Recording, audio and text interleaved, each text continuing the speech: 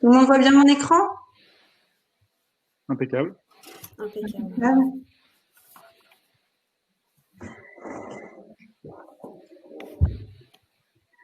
On attend encore 30 secondes, une minute. On nous entend bien? Je pense que oui. Dans le chat, est-ce que quelqu'un peut nous dire ouais? Laure nous dit qu'elle nous entend très bien, Julie aussi. Génial, super.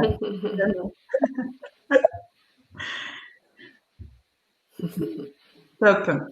Bah écoutez, il est 10 heures pile. On va démarrer ce webinaire sur tout savoir sur les RGPD, des cas concrets, des mises en pratique et des échanges. Alors pour ce faire, Terre d'entrepreneurs a convié 3 spécialistes de la RGPD. Christophe Tomassini, auditeur ISO 27001 certifié, 20 ans d'expérience dans la sécurité IT et la protection des données, société SIDAT. Kawissar Garbi, avocate en droit des affaires, NPIC, conformité RGPD, 15 ans d'expérience. Et Hugues Marchal, cofondateur de la Quincaillerie, agence digitale à Lille, qui applique au quotidien la RGPD. Alors, en première partie de ce webinaire, ce sera une première partie un peu plus visuelle sur le rendu client de la RGPD avec les observations d'un professionnel, donc Hugues, sur certains sites internet, ce qu'on trouve un peu moins conforme, ce qu'on trouve beaucoup plus conforme. Donc, vous aurez des impressions écran de sites internet et d'exemples. On fera aussi un petit focus sur les mots de passe. En deuxième partie, ce sera une partie un petit peu plus réglementaire sur c'est quoi les RGPD, comment être conforme, la responsabilité des entrepreneurs, que faire en cas de violation de données. Vous prêterez bien attention au chat puisqu'au fur et à mesure, on va vous mettre des liens directs sur le site internet de la CNIL avec des exemples, donc par exemple des exemples de mentions légales à intégrer sur les formulaires de collecte ou alors des modèles simplifiés d'un registre de traitement de données. Alors, pourquoi cet échange? Parce que depuis quelques mois, on a une recrudescence des cyberattaques. Donc, c'est notamment dû aussi au télétravail parce que le télétravail, en fait, vous travaillez de chez vous. Certains, et c'est pas recommandé, utilisent leurs ordinateurs personnels pour leur entreprise. Donc, ça a augmenté le nombre de cyberattaques. Donc on a été fort sensibilisés sur les 2-3 derniers mois sur ces sujets. Je vous invite à vous abonner à cybermalveillance.gouv.fr. Le nombre d'abonnés a fortement augmenté récemment, mais il y a des informations très très intéressantes. Et là dernièrement sur le télétravail, c'était les obligations de l'employeur, les obligations des salariés, enfin disons les bonnes pratiques en cas de télétravail. Alors vous avez aussi pour certains reçu des mails. Je pense notamment aux indépendants qui ont reçu des mails d'Amélie.fr puisque maintenant les travailleurs non salariés se sont rattachés à Amélie, au portail Amélie. Donc ils ont reçu des mails d'Amélie où on nous demande de rentrer notre carte bancaire, surtout à ne pas faire. Et on souhaite un bon anniversaire à la RGPD puisque ça fait 2 ans déjà que la RGPD est arrivée. Alors, un petit focus sur les mots de passe. Combien de temps faut-il pour craquer un mot de passe? Alors, le petit tableau est assez parlant. Vous voyez que plus vous avez un mot de passe long et complexe, avec des chiffres, des lettres, des majuscules, des symboles, c'est beaucoup plus difficile à craquer que si vous avez un mot de passe très court, avec que des chiffres ou avec des lettres minuscules et majuscules. Voilà, donc le mot de passe, c'est quand même très important de le définir correctement. Alors, cybermalveillance.gouv.fr avait fait une campagne aussi là-dessus, sur mot de passe et non passoire. Alors, avant tout, bien faire les mises à jour et les antivirus. Est-ce que vous saviez qu'en 2018, le mot de passe le plus utilisé, c'était 1, 2, 3, 4, 5, 6. Donc, ça veut dire qu'il y en a quand même pas mal qui ont des mots de passe un peu passoires. Alors, un mauvais mot de passe, c'est quoi? C'est par exemple le prénom et la date de naissance, comme Marie 1992. C'est pas un bon mot de passe. Par contre, le bon mot de passe, ça va être celui que je vous ai inscrit en bas à droite et vous pouvez très bien vous trouver des moyens mémotechniques pour retenir ce mot de passe. Alors surtout, ne pas mettre le même mot de passe partout dans tout votre environnement. Et idéalement, le mot de passe est à changer tous les 3 mois. Voilà, voilà. Alors, je passe la main à Hugues pour le site internet et le RGPD. Merci Marie, en tout cas, de m'avoir convié à ce webinaire. Bonjour à tous. Donc nous, à la quincaillerie, ce qu'on fait, notre principale activité, c'est de la création de sites web. Et donc du coup, on est assez confronté à ces problématiques, surtout lorsque nos clients en fait récoltent des données au travers de leur site web. Donc moi, je suis plutôt là pour vous dire justement que le RGPD, c'est pas si compliqué que ça au niveau du web, et que quand on a les bonnes pratiques, ben, en fait tout se passe très bien et on n'est pas obligé d'en faire des caisses. C'est vraiment pas nécessaire. Donc déjà, nous, les premiers conseils qu'on peut donner sur votre site internet et le RGPD, premièrement, c'est qu'il faut que vous communiquiez très clairement sur votre collecte de données, que vous n'hésitiez pas du coup à l'afficher dans vos mentions légales, dans votre politique de confidentialité. Enfin, c'est aussi également une obligation par la loi, évidemment, mais aussi à travers un bandeau de cookies, par exemple, si vous récoltez des données telles que avec votre Facebook Pixel ou avec Google Analytics, par exemple. Donc, il faut vraiment aussi assumer. Oui, Marie? Oui, alors les cookies, juste les cookies, en fait, c'est quoi? C'est ce qui permet finalement d'enregistrer nos habitudes sur un site internet, c'est ça? Ou ce Oui, que c'est ça, et j'expliquerai un petit peu plus en détail justement après les cookies. Mais en effet, c'est en gros des petits fichiers que récupère votre navigateur et en gros qui enregistre votre comportement pour faire très simple. Et donc du coup, si vous collectez de la donnée, assumez-le et appuyez le fait que vous souhaitez en fait améliorer l'expérience utilisateur, et surtout ne transformez pas le RGPD en contrainte, mais plutôt vraiment en opportunité de créer de la transparence de votre communication. Les gens qui se rendront sur votre site web ou sur vos supports digitaux apprécieront d'autant plus que vous soyez transparent avec eux. Du coup, la petite checklist à faire sur son site RGPD, alors elle pourrait être beaucoup plus longue, je l'ai simplifiée pour ce webinar. Merci. Vous pourrez en trouver sur Internet de très bonne qualité. Il faut vraiment, déjà, le b.a.-ba pour avoir un site qui soit en conformité, c'est de vérifier vos mentions légales et votre politique de confidentialité. Si jamais vous ne vous y retrouvez pas, vous pouvez également aller chercher sur Internet un modèle de politique de confidentialité et de mention légale. Nous, par exemple, dans nos prestations, c'est inclus et on est en partenariat avec un avocat pour les plus compliqués. Et si jamais vous voyez que c'est trop compliqué pour votre site web et que vous y retrouvez pas, je vous conseille de contacter un avocat pour le coup, pour qu'il vous aide dans la rédaction de ces documents. Il faut également bien vérifier tous vos formulaires pour qu'ils soient bien explicites sur la finalité de l'utilisation des données de ce formulaire, et pour que les utilisateurs en fait puissent exprimer leur consentement. Et également, il faut que vous vérifiez que vous collectez de la donnée et que vous exprimez clairement que vous la collectez. Et par exemple, dans votre politique avant le fait que en fait, Facebook, par exemple, collecte des données sur les utilisateurs de votre site, etc. et bien expliquer à quoi servent ces données. En fait, globalement, on peut récupérer de la donnée, mais il faut justifier à quoi elle nous sert, et celle qu'on n'utilise pas, on Voilà. doit la rendre, en fait. Le principe vraiment de base, c'est d'informer et de récupérer l'accord explicite de vos utilisateurs. Je pense que c'est ce qu'on va répéter tout au long de ce webinar, mais clairement, c'est ça le but. D'accord. Donc là, par exemple, quand on parle de bien exprimer ses intentions, je vous donne un petit exemple assez simple sur une inscription à une newsletter. Alors, je ne sais pas si tout le monde voit, j'espère que vous voyez correctement. Ici, on a un exemple sur la gauche qui est non conforme, où on dit inscrivez-vous à notre newsletter, et en fait, on voit dans le petit texte en bas que il y a deux buts à cette newsletter. Le premier but, c'est de recevoir les derniers articles de blog ainsi que des publicités des partenaires. Et donc là, on n'a qu'une option, c'est de cliquer sur valider. Donc ça, ce n'est pas conforme parce qu'en fait, il y a deux buts finaux.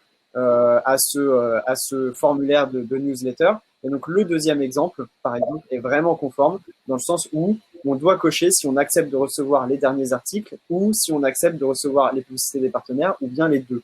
Si jamais c'était vraiment que de la newsletter pour recevoir les derniers articles de blog, on n'aurait pas eu besoin d'avoir ces deux petites checkbox qui doivent demander le consentement explicite de l'utilisateur et également elles ne doivent pas être précochées, c'est très important sur votre site pour que justement on ait cet accord bien explicite.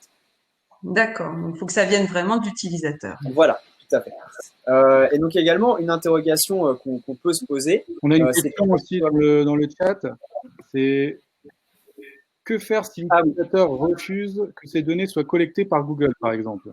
Alors justement, j'y viens. On peut laisser le choix aux personnes qui visitent votre site au travers d'un bandeau cookies, parce que là, par exemple, les données collectées par Google, ça va être principalement des cookies. Donc sur Google Analytics, par exemple, ou bien avec ce qu'on appelle le Google Tag Manager, on va utiliser un bandeau de cookies qu'on va mettre sur le site web. Donc c'est les petits bandeaux que vous voyez sur énormément de sites web aujourd'hui. Donc les cookies, comme on a expliqué tout à l'heure, ce sont des petits fichiers que récupère votre navigateur pour communiquer avec Google, par exemple, et expliquer qui vous êtes, ce que vous avez fait.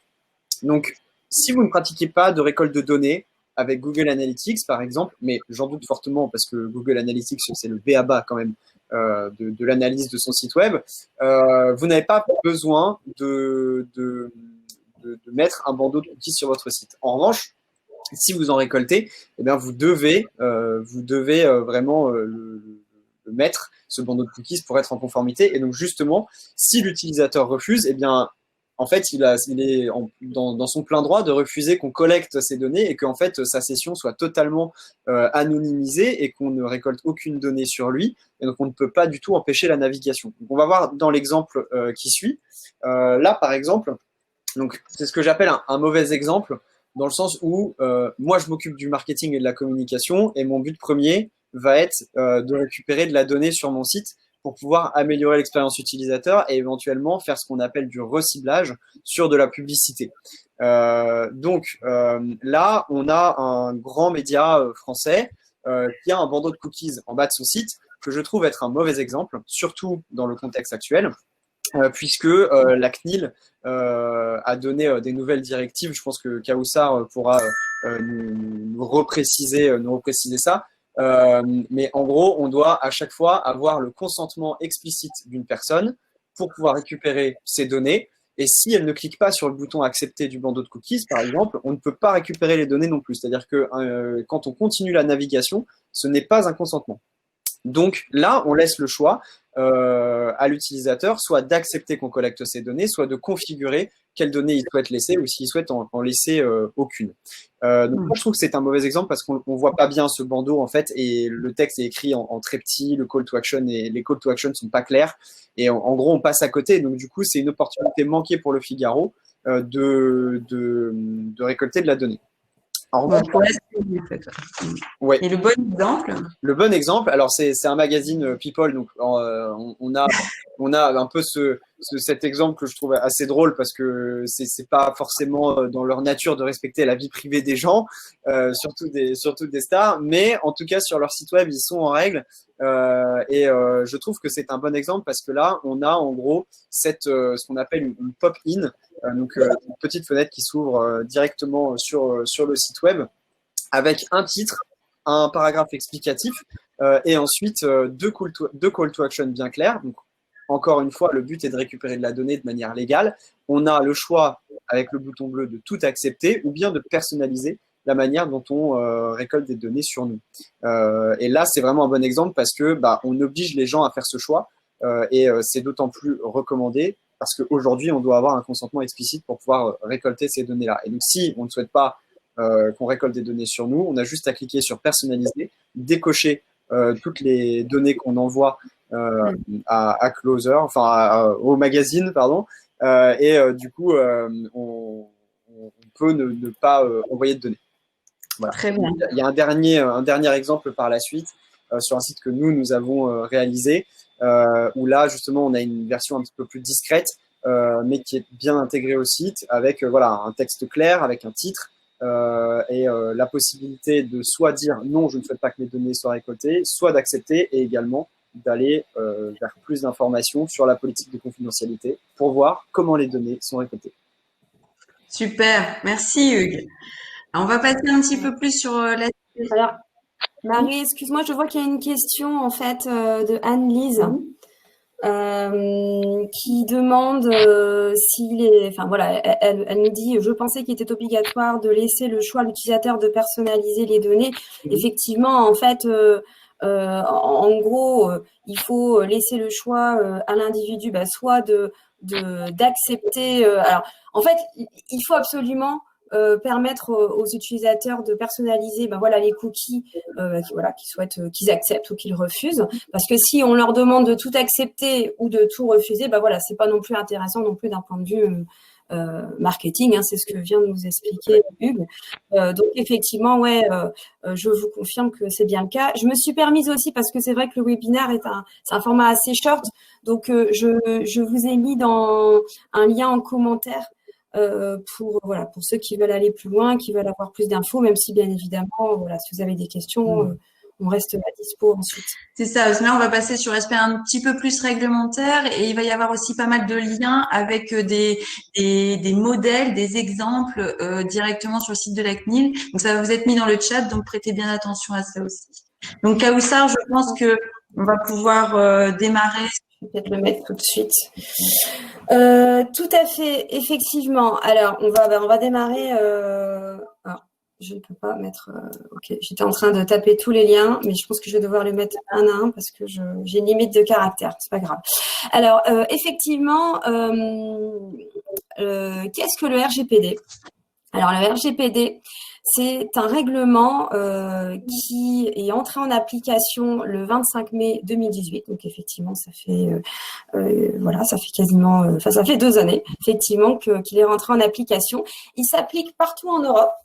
Donc, c'est vraiment quelque chose qui n'est pas, qui est vraiment applicable sur le territoire européen. À qui s'applique-t-il? Il s'applique à toutes les entreprises, à les administrations publiques, si elles sont situées bien sûr sur le territoire de l'Union européenne, ou alors si elles ciblent directement des résidents européens. Donc par exemple, un site internet d'une société chinoise, par exemple, si elle cible des internautes européens, bien évidemment, elle devra elle aussi se conformer au RGPD. Alors, bien évidemment, ça vous vous en doutez, on est concerné si on traite des données à caractère personnel et on va voir juste après ce qu'est une donnée à caractère personnel.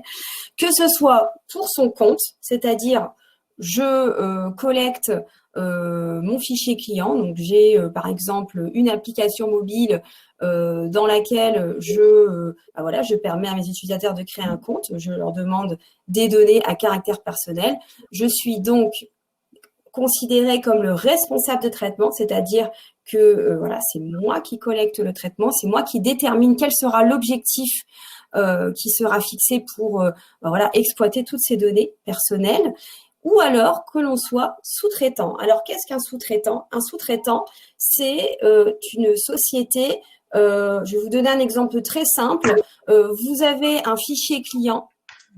Vous êtes donc responsable de traitement, c'est votre fichier à vous, ce sont vos clients que vous avez collectés par exemple sur votre site internet et vous avez besoin d'un prestataire pour rerouter vos emailing parce que vous envoyez des newsletters de temps en temps et donc vous faites l'appel à des prestataires de type Mailchimp, etc. Et donc Mailchimp va bien évidemment avoir accès à une partie en tout cas de votre fichier client pour pouvoir rerouter les emailing. Et il sera donc analysé comme sous-traitant. Et lui aussi est obligé de se conformer à la réglementation RGPD. Alors, Kaussar, je suis une entreprise, une TPE, j'ai peut-être un salarié, j'ai une caisse enregistreuse et j'ai le nom et le prénom de mes clients dans cette caisse enregistreuse et je leur envoie après des emailing, logiciel de caisse. Donc, mon éditeur de logiciel de caisse, je dois m'assurer qu'il est en règle. Effectivement, votre logiciel, enfin, si le logiciel intègre et permet donc l'enregistrement de ces données, donc c'est qu'il y a un éditeur de logiciel. Et je crois qu'il y a quelqu'un qui pose une question assez similaire. Qu'en est-il des éditeurs de logiciels? Effectivement, si l'éditeur en fait permet d'héberger ces données via son logiciel, il est aussi considéré donc comme un sous-traitant. Et donc, il se doit aussi d'être en conformité avec le RGPD. Alors, si on pouvait résumer en quelques mots vraiment les grandes évolutions du RGPD, même si le RGPD, voilà, comme je vous le disais, il est rentré en application il y a 2 années. Avant, il y avait un cadre légal qui était déjà existant, qui s'appelle la loi informatique et liberté. Il a quand même apporté quand même pas mal de choses. Il a renforcé notamment les droits des personnes. On va le voir ça juste après. Il faut aussi, lorsque aujourd'hui, voilà, vous décidez de concevoir un nouveau produit qui va donc collecter des données à caractère personnel, je pense notamment par exemple à des objets connectés, etc. Ou alors voilà, vous créez un nouveau service où vous allez collecter de la data, je sais pas, vous allez vous développer une application mobile ou tout autre en tout cas support de collecte. Voilà, il faut penser dès le début, dès le démarrage de votre projet à comment je vais respecter la réglementation sur la protection des données. Le RGPD a aussi intégré un point qui est extrêmement important, qui est toute entreprise, toute administration publique concernée doit garantir en permanence sa conformité RGPD. Donc ça, c'est extrêmement important. On va y venir juste après. Il y a aussi des sanctions qui sont plus élevées. On le fait pas au démarrage d'une activité, c'est-à-dire que régulièrement, on doit faire des audits, on doit faire des points pour savoir si on est en conformité. Exactement, effectivement, beaucoup en fait pensent, parce que effectivement c'était un peu le schéma entre guillemets avant le RGPD, c'est-à-dire qu'avant on était plus dans des déclarations à la CNIL. Je sais pas si certains d'entre nous ont connu ça, on était quand même il n'y a pas si longtemps que cela. On déclarait à la CNIL un fichier. Alors bien sûr, il fallait se conformer à respecter ce qu'on avait déclaré, mais voilà, on n'avait pas vraiment ce réflexe de se dire je dois être en conformité permanente avec les principes du RGPD. Et bien sûr, et ça c'est surtout Christophe qui vous en parlera bien mieux que moi, il faut sécuriser et garantir la confidentialité de toutes les données que vous collectez, que ce soit bien sûr les données de vos clients ou de vos collaborateurs.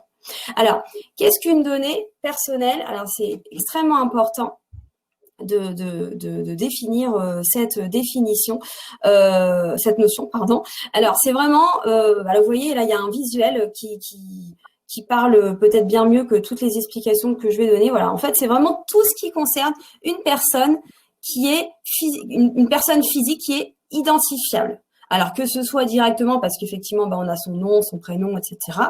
Mais qu'on puisse aussi, voilà, si on a plusieurs sources de collecte de données sur une personne, si je suis en mesure de croiser ces données et donc d'identifier la personne, bien évidemment qu'on est en présence d'une donnée personnelle. Donc vous voyez, on a quand même pas mal de choses. C'est non exhaustif, bien entendu, des photos, une donnée de localisation, données de santé, etc. Alors il y a des données qui sont plus ou moins sensibles, mais voilà, ce sont des données à caractère personnel. Le listing. Oui, pardon. Et si j'achète un listing client? Alors, si effectivement tu souhaites... Ça se fait régulièrement? Si tu souhaites acheter un fichier client, alors client, mais... oui, pardon, effectivement, pas pour toi, mais alors c'était une pratique qui était extrêmement répandue avant le RGPD. Aujourd'hui, on peut encore bien sûr acheter des fichiers clients. Alors par contre, il y a quand même pas mal de contraintes. C'est pour ça que je le recommande pas forcément parce que vous devez quand même vérifier votre la source de données, passer un contrat avec celui qui va vous fournir ce fichier en vous assurant de pas mal d'obligations légales qui lui incombent donc à cette société qui a récolté data. Et puis vous, si demain donc vous récoltez, vous recevez donc ce fichier client, lorsque vous allez adresser des emailing à ce fichier client, vous allez devoir en fait lui rappeler toutes les notions d'informations qu'on va voir juste après. C'est-à-dire que vous allez lui dire voilà, je suis la société machin, nous avons eu votre fichier par telle société, etc. Donc, c'est assez contraignant. C'est ce qu'on appelle la collecte indirecte de données. Voilà, moi, je le recommande pas forcément. C'est possible, mais c'est quand même assez Faut contraignant. l'encadrer, quoi. Voilà, tout à fait. Alors, la to-do, pour se mettre en conformité, parce que voilà, il faut passer à l'action. Il y a effectivement pas mal de choses, hein, vous voyez, donc c'est une image qui est assez parlante, qui est assez synthétique aussi, on peut pas tout voir, mais en gros, si tu peux juste passer la slide suivante, comme ça je vais vraiment... merci Marie. Alors, effectivement, il faut respecter les droits des personnes et vérifier. Alors, il y a quelqu'un qui nous dit, j'entends un mot sur deux. Alors, est-ce que c'est moi? Je pense que ce soit toi, enfin, moi, personnellement, je t'entends très bien, mais c'est vrai que c'est possible que la connexion ne suive pas chez certains. Ah, ok. Bon, n'hésitez pas à me dire s'il y a un souci. Alors oui, il y aura un replay, oui, je confirme. Oui, il y aura un replay. Simplement, si tu peux mettre, tu sais, on a parlé du registre juste avant, le lien vers le registre, le modèle. Oui, tu fais bien de me le rappeler, effectivement. Alors, effectivement, je vais vous mettre en commentaire plusieurs liens. Alors, j'ai souhaité vous les mettre tous, mais j'ai été contrainte. Alors, je vais vous en envoyer plusieurs autres. C'est bien, vous faites copier-coller, vous arrivez directement sur les modèles. Ça marche. Alors, effectivement, et je vais vous envoyer un autre lien qui est en lien direct avec ce que je vais vous dire là tout de suite. Alors, tout à l'heure, on a vu effectivement dans l'infographie qu'il faut respecter les droits des personnes. Alors, qu'est-ce que respecter les droits des personnes? Hop, je vous mets aussi en lien quelque chose. Alors, c'est un peu pénible. On est limité en fait dans les caractères, donc je peux pas. Il faut faire plusieurs messages, plein de messages comme ça. C'est ça, ouais. Et on avait promis l'échange, hein. Donc. Alors, hop, c'est bon.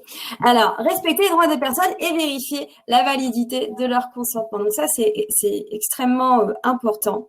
Tout à l'heure, je vous parlais effectivement de, voilà, je veux créer une app, j'ai un site internet, je veux collecter de la data pour enrichir mon fichier client. Il faut bien évidemment que lorsque la personne consent à intégrer votre fichier client, qu'elle soit vraiment, qu'elle sache à quoi elle consent. Et donc, il faut qu'elle soit informée en toute connaissance de cause de plusieurs éléments. Donc là, vraiment, on a une liste de mentions légales obligatoires qui doit être impérativement intégrée. Alors, vous verrez, hein, je vous ai mis des exemples de mentions légales. La CNIL regorge de mentions et vous explique tout cela. Donc, n'hésitez pas à aller voir. Il faut bien évidemment indiquer voilà, qui vous êtes, hein, tout simplement. Voilà. Votre identité, vos coordonnées, la finalité de votre traitement, on en parle beaucoup. La finalité, qu'est-ce que c'est? C'est vraiment à quoi va servir votre traitement de données. Qu'est-ce que vous allez faire des données? Et ça, c'est extrêmement important de le préciser au moment du consentement et surtout de s'y tenir parce que si vous ne respectez pas, vous êtes en infraction avec la réglementation RGPD.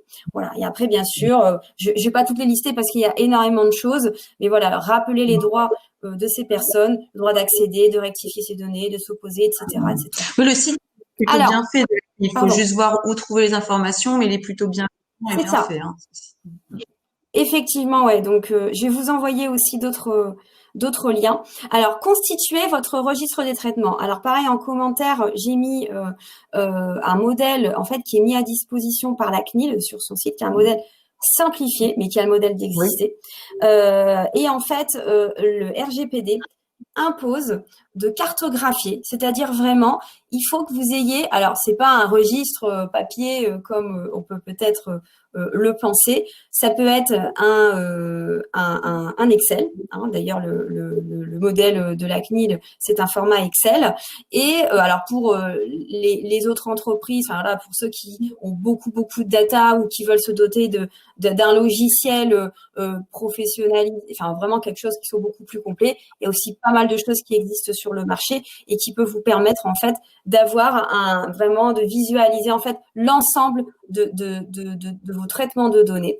Alors ça vous permet en fait de justement vous permettre d'être en conformité en permanence avec le RGPD parce qu'en fait voilà c'est vraiment un outil de pilotage. Hein, faut vraiment voir ça comme ça. Voilà, vous avez vraiment tous vos traitements de données. Ça peut être vos fichiers clients avec différentes finalités, une finalité de prospection commerciale, une finalité où voilà, j'ai un fichier qui est seulement dédié à du test de produit, mon fichier RH, etc., etc.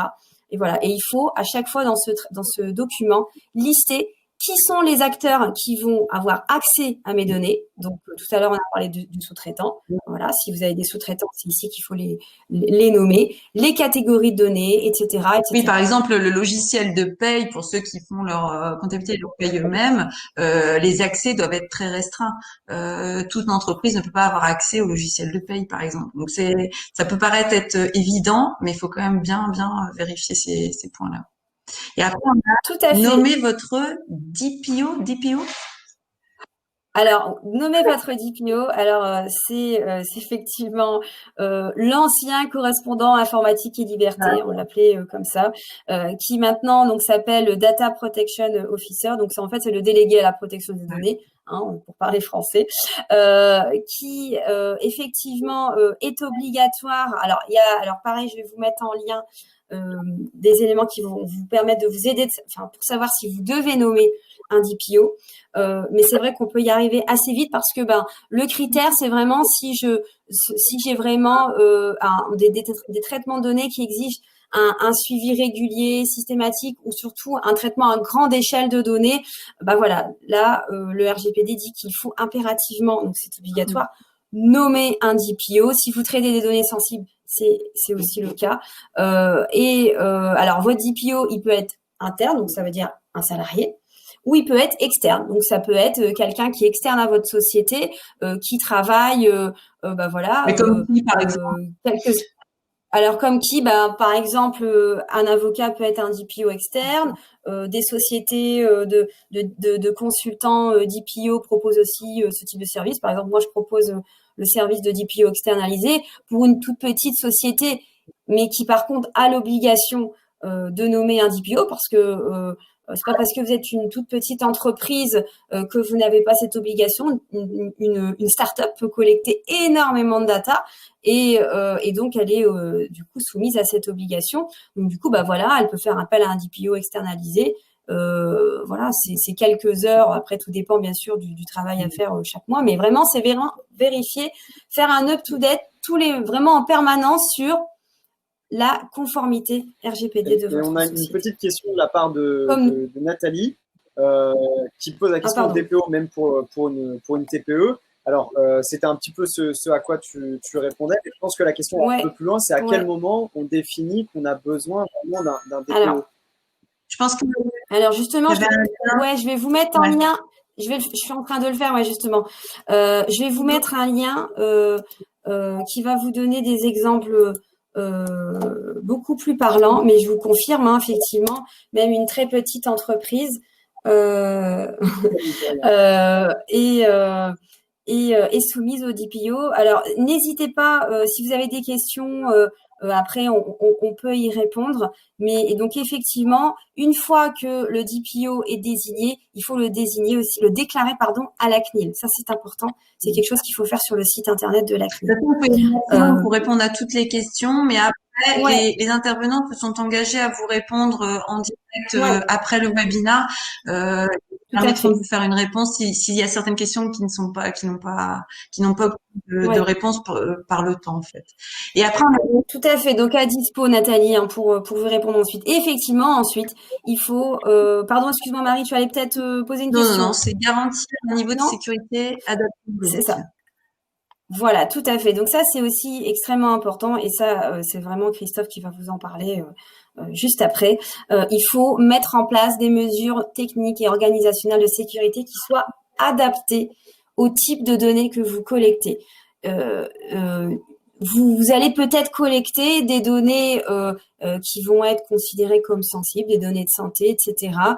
Et donc, il faut adapter vraiment la sécurité en fonction du type de données que vous collectez. Ça, c'est extrêmement important. Et donc, le RGPD donne il n'impose rien, le RGPD. Il donne effectivement des mesures en fait de sécurité, par exemple pseudonymiser, chiffrer les datas, etc. Et vraiment, il faut vous dire que il faut vraiment adapter en fonction du type de données que vous avez. Merci, Kaoussa. De rien. Où elles sont ces données à caractère personnel, Christophe? Alors, bonjour à tous. Effectivement, on va commencer par là. Dans votre entreprise, vous le savez, j'espère, vous avez tous des données à caractère personnel.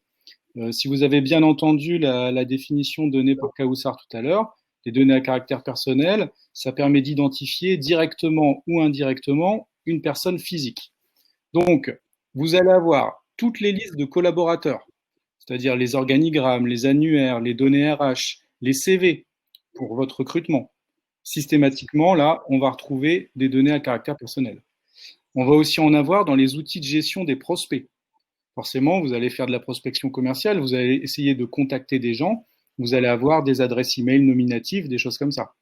Bien sûr, de la même manière, dans les outils de gestion des clients, puisque une fois que vous êtes en relation avec vos clients, vous avez des contacts et un certain nombre d'informations sur ces contacts. Vous pouvez avoir nom, prénom, email, téléphone, d'autres informations qui vous permettent de rentrer en contact avec eux et d'échanger avec eux. On va avoir aussi les outils de gestion de fournisseurs, vos fournisseurs d'approvisionnement, pour les paiements, pour les différents services que vous pouvez proposer. Souvent, dans les outils, vous avez des contacts nominatifs pour pouvoir garantir les échanges. Et d'une manière générale, le 5e point, tous les espaces qui nécessitent une authentification. Parce qu'à chaque fois que vous vous authentifiez, vous avez un login, un mot de passe, et pour une obligation de traçabilité, les logins doivent être nominatifs. Aujourd'hui, les comptes génériques, un compte avec un mot de passe partagé entre plusieurs personnes physiques, c'est quelque chose qui n'est plus autorisé, qui n'est plus utilisable.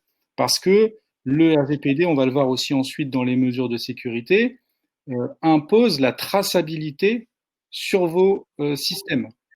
Donc, fatalement, partout où vous avez de l'authentification, vous allez aussi avoir des bases d'utilisateurs, peut-être des logs, des traces d'accès à ces applications, et donc forcément des données à caractère personnel.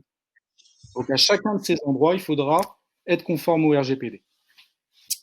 Alors ensuite, 3 petits points sur lesquels il faut être attentif. D'abord, vos outils IT et vos partenaires. Eh bien, il va falloir bien les choisir en amont pour faciliter votre propre conformité RGPD, puisque vous avez bien compris que vous devez garantir à tout moment votre conformité. Et donc, si vous choisissez un outil qui ne permet pas de faire des purges des données, qui ne permet pas de purge de données, Christophe? Alors en fait, parmi les exigences du RGPD, on a une durée de conservation limitée. Donc, ça veut dire qu'à un moment donné, il va falloir purger les données à caractère personnel. Donc il faut que les outils que l'on utilise le permettent techniquement. Et ensuite, il faut pouvoir mettre en place les procédures. C'est ce dont Kaoussar vous parlait tout à l'heure avec l'exercice des droits. Vous connaissez tous le droit à l'oubli, on a le droit à l'effacement de nos données, on a le droit à la modification. Donc, il faut que ces outils et les partenaires que vous choisissez vous permettent de faire tout ça. Donc, ayez déjà en amont, lors de vos appels d'offres ou lors du choix d'un outil, toutes ces exigences. Ensuite, le 2e point, c'est sur la notion de responsable de traitement ou de sous-traitant. D'accord ? Il faut savoir que les obligations diffèrent. On n'a pas forcément les mêmes obligations lorsqu'on est responsable de traitement ou lorsqu'on est sous-traitant. Mais par contre, la responsabilité, elle reste bien entière pour les 2 parties. Donc, si vous êtes vous-même responsable de traitement et que vous confiez vos données à un sous-traitant, ne vous dites pas, c'est bon, mon sous-traitant, il est conforme, moi, je suis tranquille, il m'a dit qu'il était conforme, en cas de contrôle, je renverrai le contrôleur vers le sous-traitant et je serai tranquille. Non, ça ne se passe pas comme ça. En cas de contrôle, il faudra justifier que vous-même, vous êtes conforme. Et de la même façon, si vous êtes sous-traitant, vous ne pouvez pas non plus vous appuyer sur le fait que votre responsable de traitement, celui qui vous confie les données, soit conforme pour que vous n'ayez rien à faire. Non, vous avez une obligation aussi de conformité. Il faut valider l'environnement et les personnes avec qui on travaille, les éditeurs de logiciels avec qui on travaille. Tout à fait. Toujours savoir que toute entreprise doit être conforme à tout moment. Ensuite, le troisième petit point d'attention, c'est que le RGPD ne se limite pas aux outils IT. Il s'applique aussi aux documents papier. Ça, c'est un petit détail, mais c'est bon à savoir. Dans les entreprises où il y a encore beaucoup d'archives papier, faites attention parce que en cas de contrôle de la CNIL ou en cas d'incident, l'auditeur viendra aussi contrôler vos archives papier. Ça, c'est quelque chose que j'ai déjà vécu dans une entreprise lors d'un contrôle de la CNIL.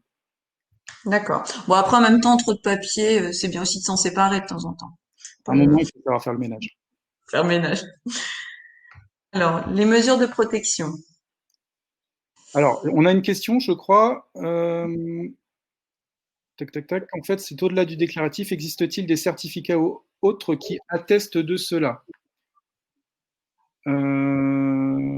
Concrètement, il faut réaliser un gros tableau Excel avec des bases de données, les finalités, les lieux de rangement, etc. Alors, effectivement, pour la question de Nathalie, aujourd'hui, il n'y a pas encore. Alors, j'imagine que quand vous parlez de certificat, c'est-à-dire une certification de conformité RGPD pour l'entreprise. Hein. On comprend comme ça. Alors, aujourd'hui, c'est pas encore en place, mais ça ne va pas tarder, puisque le texte le prévoit et c'est en cours de. Il y a un groupe de travail déjà sur le sujet.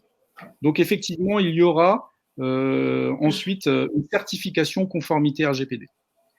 Et pour Émilie, concrètement, il faut réaliser un gros tableau Excel avec les bases de données. Oui, effectivement, concrètement, c'est ça. Le registre, si vous allez voir le lien que Kaussar vous a fourni tout à l'heure sur le site de la CNIL, vous prenez le modèle de la CNIL, hein, vous verrez que c'est un gros tableau avec toutes les données obligatoires à mettre dans le tableau, toutes les informations obligatoires. Oui, c'est ça. Alors, les mesures de protection des données. Alors, vous avez l'obligation, hein, ça c'est pas moi qui le dis, c'est vraiment l'article 32 du RGPD, de mettre en place des mesures de sécurité appropriées et proportionnées au risque. Donc, mettre en place des mesures de sécurité appropriées et proportionnées au risque, ça ne veut pas dire tout chiffrer systématiquement, mettre tout ce qui existe sur le marché comme produit et foncer tête baissée. Non, ça veut bien dire analyser quel est mon risque et puis en face de ce risque, mettre les mesures qui vont permettre de réduire au maximum le risque. Voilà. Donc, la sécurité, qu'est-ce que c'est? Là, je vous fais un petit rappel. La sécurité, c'est garantir le CIDT sur vos données et l'améliorer continuellement. Le CIDT, c'est la confidentialité, l'intégrité, la disponibilité et la traçabilité. Donc, confidentialité, c'est seules les personnes habilitées peuvent accéder à mes données. Je ne laisse pas n'importe qui y accéder. L'intégrité, c'est seules les personnes habilitées peuvent modifier mes données. N'importe qui ne peut pas la modifier. La disponibilité, c'est je peux garantir que je vais pouvoir accéder. Et la traçabilité, c'est transverse sur ces 3 points, sur les 3 points de confidentialité, intégrité et disponibilité. C'est qu'à chaque fois, je dois pouvoir auditer. On l'appelle aussi l'auditabilité. Je dois pouvoir auditer, en fait, le fait que j'ai bien respecté ma confidentialité, mon intégrité et ma disponibilité. Voilà, c'est ça la sécurité. Ça, c'est pareil, c'est une notion qui est normée, donc qui est partagée. Ça veut dire qu'il faut faire très régulièrement des audits, mais on conseille des audits tous les combien en fait, en fonction de la taille de l'entreprise? La fréquence des audits va vraiment dépendre du type d'activité, de la taille de l'entreprise, du type d'activité et du nombre de traitements. Mais on va dire pour une petite entreprise, pour les petites et moyennes entreprises, il faudrait un audit par an, à peu près. Pour une TPE qui aurait par exemple un peu de gestion de données avec un salarié, une fois par an, ce serait bien de faire un point? Tout à fait. Ça permet en fait de faire le point sur les modifications éventuelles pour vérifier que tout est toujours bien conforme, qu'il n'y ait pas de souci particulier. Parce que ce qu'il faut se dire quand même, c'est qu'on est au début de la RGPD quand même. Là. Ça fait que 2 ans finalement, donc alors ça. Il faut faire. Oula, je crois qu'on a perdu Christophe. Ouais. Du direct. Il va peut-être revenir d'ici quelques secondes. Il est parti fêter l'anniversaire de RGPD. Ouais, par contre, effectivement, je complète sur l'aspect vraiment juridique pur, vérifier. Vous savez, là, j'ai remis en commentaire le modèle de registre de traitement. Ça, c'est vraiment quelque chose qu'il faut toujours vérifier. Alors, je ne vais pas dire au quotidien. Après, tout dépend aussi de votre activité. Hein, c'est peut-être le cas. Mais c'est vraiment un outil qu'il faut vérifier très, très régulièrement, corriger le cas échéant, rajouter de nouveaux traitements si vous avez de nouvelles activités qui viennent s'ajouter avec de nouvelles collectes de data. Ce qu'il faut vraiment vous dire, parce qu'on me pose souvent la question, mais est-ce que si je collecte une nouvelle donnée, je dois à chaque fois rajouter une ligne dans mon traitement d'activité? Il faut vraiment que vous vous disiez qu'un traitement, c'est toujours une finalité de traitement, d'accord? C'est-à-dire un objectif. Si demain, je crée, je sais pas, un nouveau, tout à l'heure je parlais de test de produits, je suis une société qui vend des produits et j'aime bien les faire tester avant de les commercialiser. Voilà, si j'ai un fichier qui se rapporte toujours à cette finalité, peu importe si aujourd'hui enfin voilà, vous avez une sorte de comment dire, un testing de produits pour aujourd'hui ou dans 15 jours, et donc ce ne sont pas les mêmes données personnelles, ça reste toujours le même traitement avec la même finalité, même si à chaque fois, vous rajoutez de nouvelles données. Donc, il ne faut pas rajouter de nouvelles lignes dans votre traitement d'activité. Alors, combien de temps, je me permets, Marie, combien, Christophe est toujours pas revenu. Combien de temps peut-on garder les données perso? Alors, en fait, la réponse à cette question, ouais, effectivement, David. La réponse à ces questions, en fait, il faut toujours faire en fonction de l'objectif de votre traitement. Alors, la CNIL, elle nous donne des pistes. Par exemple, et je crois qu'à un moment, Christophe devait en parler dans ses slides, pour tout ce qui est fichier de prospection commerciale, elle estime que on peut la garder jusqu'à 3 ans, jusqu'au dernier achat, en fait, au dernier contact avec le client. D'accord? Il y a des durées qui sont données, en fait, je pense, alors, pour chaque typologie d'école. Parce qu'en fait, le grand principe, c'est toujours de combien de temps j'estime avoir besoin pour mon activité de traitement, pour que mon fichier soit, qu'il puisse remplir son objectif. Alors, bien sûr, vous allez certainement me dire, le plus longtemps possible, parce que je ne sais pas de combien de temps je vais avoir besoin. Mais il ne faut pas du tout raisonner comme cela, parce qu'en cas de contrôle, la CNIL vérifie la durée de conservation de données et surtout, elle vous demande de justifier pourquoi vous avez mis 3 ans, pourquoi vous avez mis 5 ans, etc. Et après, effectivement, il y a des éléments, des données sur lesquelles on a des obligations légales. Là, je pense notamment à toutes les données des collaborateurs. Il y a des obligations légales. Et là, on n'a pas trop le choix. C'est la loi qui nous impose les durées. Christophe est de retour. Ouais, excusez-moi, j'ai eu un petit souci technique. Ah oui, il n'y a pas de souci, Christophe. Ok. Donc, sur les mesures de sécurité standards à mettre en place. Oui, tout à fait. Donc là, je vous ai recensé les mesures de sécurité qui vont vous permettre, qui sont assez standards aujourd'hui et qui vont vous permettre d'être conformes. Alors là, c'est pareil, je vous invite à aller voir le texte directement. Vous verrez que on nous demande de garantir un certain nombre de choses et les mesures que je vous ai mis là, elles vont vous permettre de garantir les différents points qui sont précisés dans le texte. Alors, premièrement, sensibilisation des collaborateurs, ça c'est la base parce que les attaques aujourd'hui et les violations de données, elles passent essentiellement par l'humain et par les collaborateurs. Donc, sensibiliser vos collaborateurs à l'utilisation des données à caractère personnel, à la sensibilité, à la confidentialité et à la sécurité. Protéger les postes de travail, ça c'est un classique, antivirus, firewall, c'est fait assez régulièrement. Mettre à jour l'ensemble des systèmes, très important également, pour pouvoir diminuer le risque d'exploitation des vulnérabilités. Faire des sauvegardes. Oui.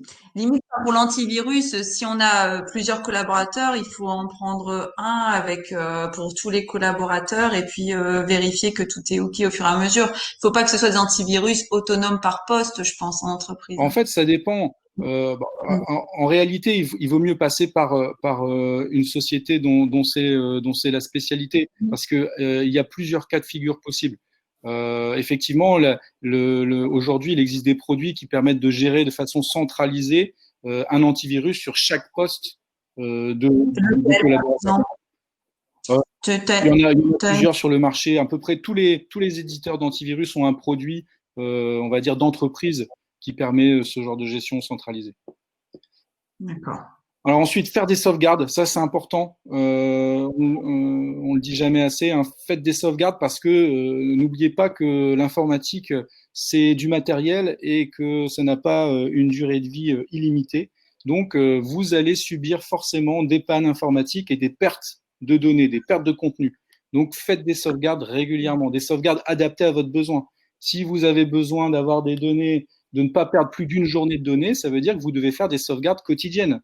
Si vous êtes capable, si votre entreprise est capable de vivre en perdant une semaine de données, alors vous pouvez vous permettre de faire des sauvegardes qu'une fois par semaine. Mais ça vaut. Ici, des logiciels dans le SaaS.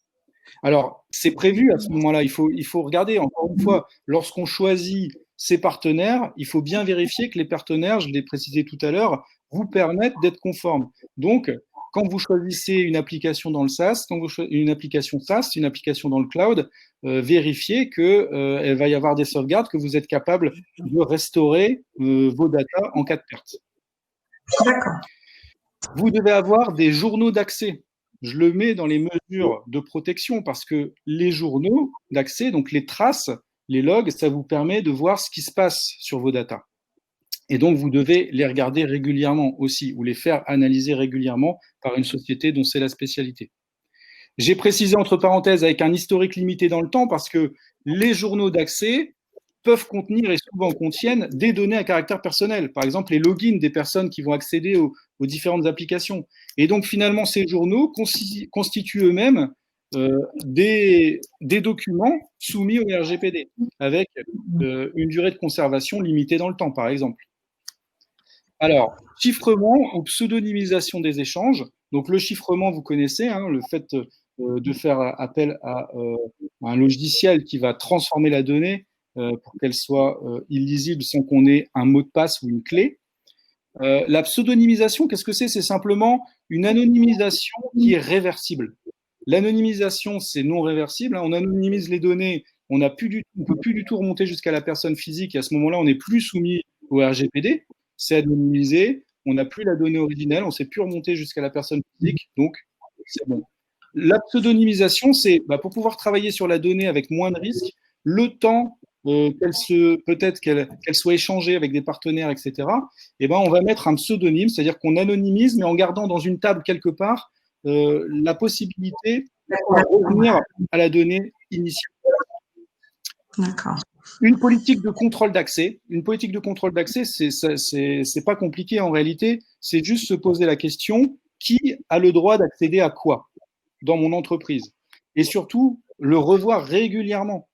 À minima une fois par an, mais même plus souvent, si vous en avez la possibilité, puisque ça peut changer. Je donne accès à un partenaire, à un collaborateur d'un de mes partenaires. Est-ce que ce collaborateur n'a pas quitté l'entreprise? S'il a quitté son entreprise, je ne dois plus lui donner accès. Donc, il faut revoir la politique de contrôle d'accès régulièrement.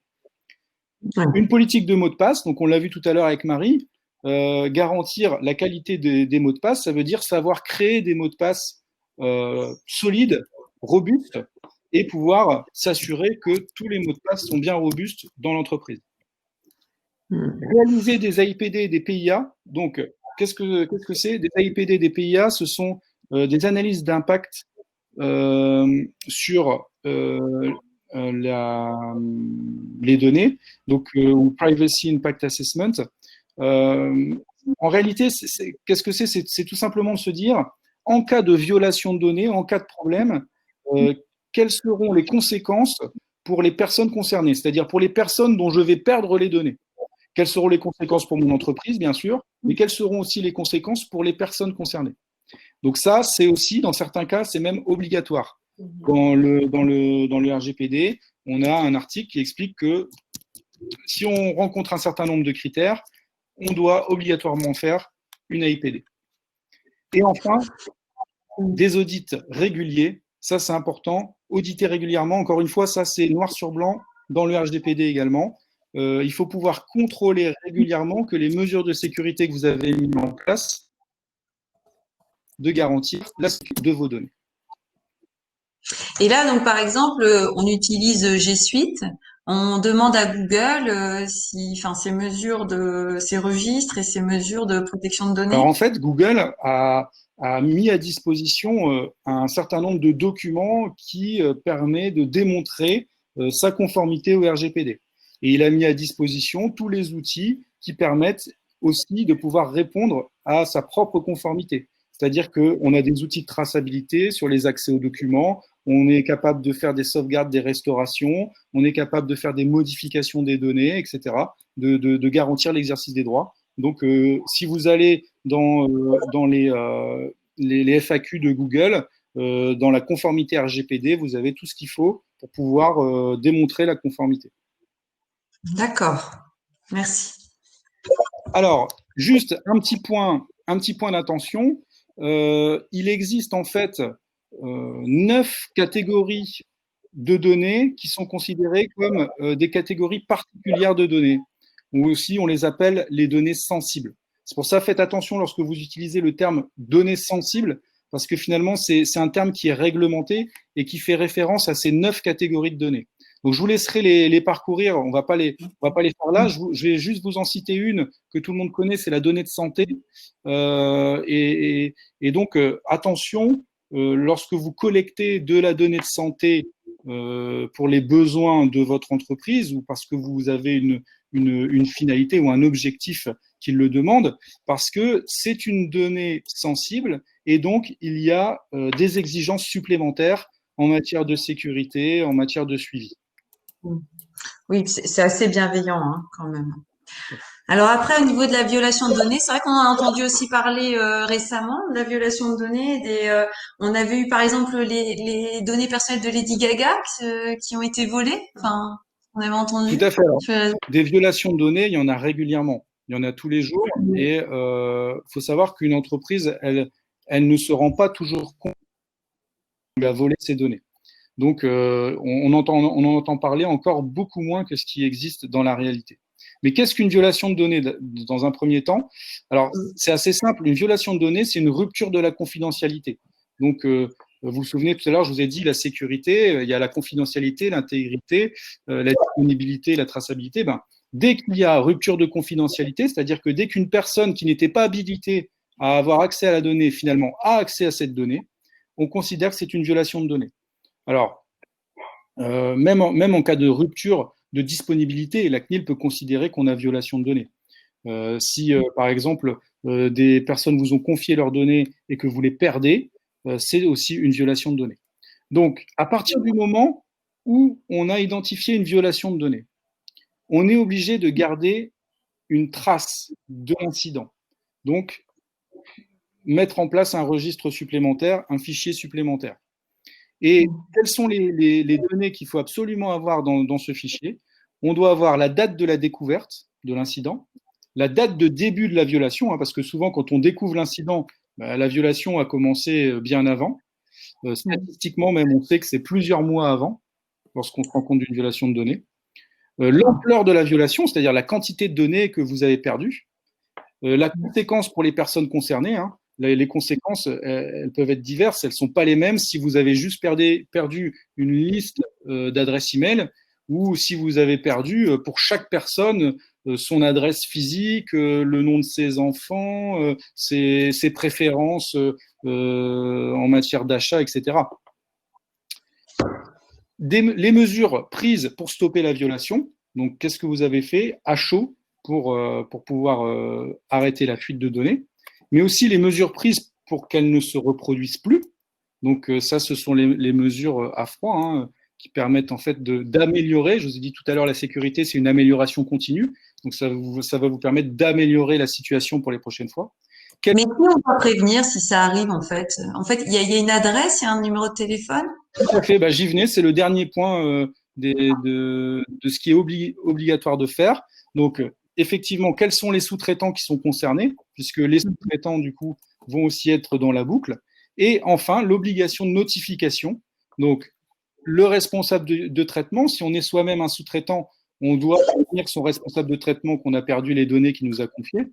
Lorsqu'on est responsable de traitement, on doit prévenir la CNIL. Et aussi, dans certains cas, on doit pouvoir prévenir les personnes concernées, les personnes dont on a perdu les données. D'accord. Merci beaucoup, Christophe. Merci à vous. Alors, on arrive aux sanctions, responsabilité. Oui, effectivement, bah, il faut, comme pour toute loi dissuasive, il faut à chaque fois des sanctions et le RGPD les a considérablement augmentées. Et surtout, dorénavant, elles concernent vraiment chaque acteur de la chaîne. Alors, pourquoi je parle de chaque acteur de la chaîne?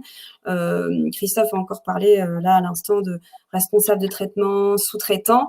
Voilà, chaque acteur est responsable. Auparavant, le sous-traitant, parce qu'il n'était pas sanctionné, avait pour habitude de dire, bah, de toute façon, ce n'est pas mon fichier. Moi, voilà, si j'ai une fuite de données, c'est le responsable de traitement qui sera responsable. Bah, dorénavant, c'est complètement, enfin voilà, c'est différent. Tout le monde est concerné, tout le monde peut être impacté par une sanction. Les sanctions, elles sont graduées. Ben voilà, ça peut, on démarre par un simple avertissement, rappel à l'ordre, injonction, etc., qui peuvent être ou non accompagnées d'une sanction, d'une amende.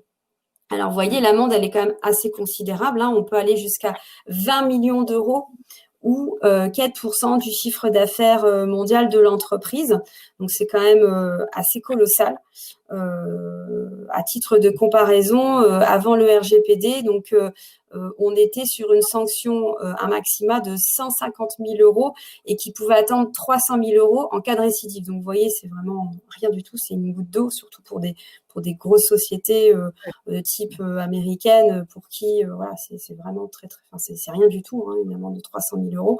Donc, vous voyez, là, j'ai donné quelques exemples de sanctions qui sont intervenues parce qu'effectivement donc en Europe, donc chaque pays européen donc est doté d'une autorité en fait qui vient en fait contrôler et sanctionner tout simplement la non-conformité RGPD. Donc en France, c'est la tout le monde la connaît. On a eu des sanctions du type, alors vous voyez, Sergic l'année dernière, que tout le monde connaît aussi, qui s'est vu attribuer une sanction de 400 000 euros, tout simplement suite à la plainte d'un utilisateur. Donc ça arrive très souvent. Beaucoup de sociétés se font contrôler suite à une plainte en fait d'un client. Voilà, qui n'arrive pas à se désinscrire, qui se désinscrit à chaque fois des emailing, mais qui continue encore à recevoir des emails, ou encore, une fuite de data qui est peut-être pas repérée par le site et dont les utilisateurs se plaignent, etc., etc. Alors il y a aussi, je sais pas si vous en avez entendu parler, EasyJet en ce moment qui a subi depuis janvier des grosses failles de sécurité. Encore semaine dernière. A priori, on aurait 9 millions de clients qui auraient été affectés par une cyberattaque. Donc, c'est quand même colossal, avec quand même quelques clients qui se sont vus aussi détourner leurs coordonnées bancaires. On peut plus lire les slides, c'est trop petit. Ouais, effectivement, même moi, j'arrive plus à les lire.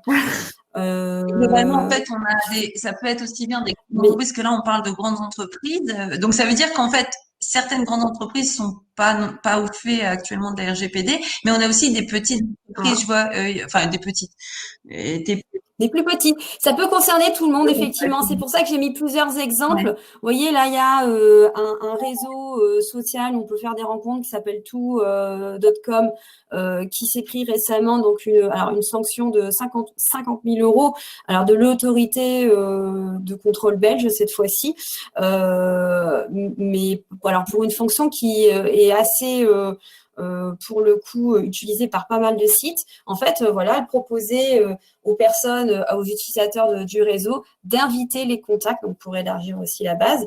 Et la société tout.com, pardon, en fait, récolter et utiliser ces données sans permettre à ces individus, donc qui étaient invités, de consentir au traitement. Donc, vous voyez, tout à l'heure, on a dit que toute personne qui consent à un traitement donné, donc qui rentre dans un fichier, doit savoir, en toute connaissance de cause, ce qu'on va faire de ces données. Qui est celui qui va utiliser mes données, les destinataires, la durée de conservation, etc., etc. Et là, en l'occurrence, c'était une étape qui avait été sautée. Voyez, et puis des choses un peu plus classiques. Futura International en novembre dernier, une sanction quand même assez importante pour cette société de 500 000 euros pour du démarchage téléphonique illégal. Donc ça, c'est des choses assez classiques. Et en plus, ce qu'il faut aussi souligner, c'est que la CNIL prend vraiment en compte dans le montant de l'amende l'attitude de la société. C'est-à-dire qu'il y a des sociétés qui vont être hyper réactives, qui vont répondre, qui vont vraiment travailler main dans la main avec la CNIL, et puis d'autres qui vont peut-être pas prêter attention aux mises en demeure, aux demandes de la CNIL. Et ça, la CNIL, elle en prend vraiment en compte parce que c'est une entrave à son travail. Et donc, quand il y a vraiment ce type de comportement, elle n'hésite pas à alourdir la sanction. Et toutes ces sanctions sont publiques, donc ce qui peut faire très mal pour une société, parce que à l'ère du tout numérique, quand on est une société qui traite un peu mal les données de ses clients ou de ses collaborateurs, c'est pas terrible et ça peut s'en ressentir sur le chiffre d'affaires et puis sur l'image de la société. Donc voilà, donc attention, vraiment. Tout le monde est concerné, même la petite TPE. Dès qu'il y a une plainte d'un utilisateur, la CNIL se saisit, automatiquement. Donc ça, il faut faire vraiment attention à ça. Merci beaucoup, Kaoussa. Merci également à tous ces super intervenants, ces experts dans le domaine. Donc Christophe Tomassini de la structure CIDAT, Kaoussa Garbi du Legal Spot, Hugues Marchal de la Quincaillerie, et puis moi-même. On vous remercie. N'hésitez pas à nous faire des remarques sur le format si vous souhaitez que l'on change le format, que l'on le fasse évoluer. Le prochain webinaire sera sur l'immobilier. Et puis en tout cas, vous aurez le replay qui vous sera transmis directement. On vous souhaite une bonne journée et à très bientôt. Merci. Au revoir. Merci à tous. Excellente journée. Au revoir. Au revoir.